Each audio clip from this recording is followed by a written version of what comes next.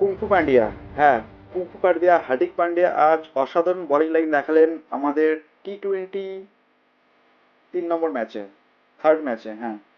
তিনি অসাধারণ bowling line করিয়ে অল্প রান দিয়ে তিনি একটা উইকেট তুলে নিলেন আমাদের হার্দিক পান্ডিয়া, যিনি কিনা একদম অসাধারণ অলরাউন্ডার। তিনি যেরকম মাঠে ব্যাট হাতে রান করে, রানের ঝড় তোলে, সেই রকম তিনি এবার উইকেট নিয়ে নিলেন একটা অসাধারণ ভাবে। তো হার্দিক পান্ডিয়ার টি-টোয়েন্টিতে কোথাও যেন তাকে একটা ডিমোশন করানো হচ্ছে, হ্যাঁ, ডিমোশন করানো হচ্ছে। কারণ তাকে খেলানো হচ্ছে না উপরে। তা আপনার কি মনে হয় যে আমি সঠিক না ভুল? কারণ হার্দিক পান্ডিয়া একজন গুড ফিনিশার, তাকে কিনা খেলানো হচ্ছে 8 আর 9 নম্বরে, কখনো কখনো তিনি ব্যাটিংয়ে পান না। তা আমার মনে হয় না হার্দিক পান্ডিয়াকে এবার একটু প্রমোট করে সামনে নিয়ে আসা উচিত।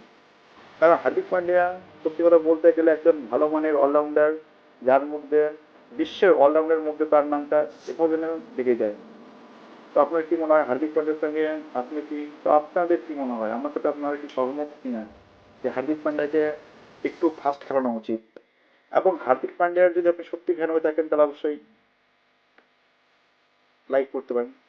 আর হার্দিক পান্ডিয়ার কথা বলতে যতই বলি ততই মানে কম পড়ে যাবে, কারণ হার্দিক পান্ডিয়া টি টোয়েন্টি টি টোয়েন্টিতে আজকের ম্যাচে তিনি 100টা উইকেট নিয়ে একটা ইতিহাস তৈরি করলেন, হ্যাঁ। ভারতের কয়েকজন বলার আছে যাদের মধ্যে হলো হাসিব সিং, জসপ্রীত বুমরা, এবং 3 নম্বরে রয়েছে হার্দিক পান্ডিয়া। হার্দিক পান্ডিয়ার অসাধারণ ব্যাটিং লাইনের সাথে সাথে আমরা দেখলাম আজ অসাধারণ বোলিং লাইন। তো হার্দিক পান্ডিয়ার জন্য একটা লাইক,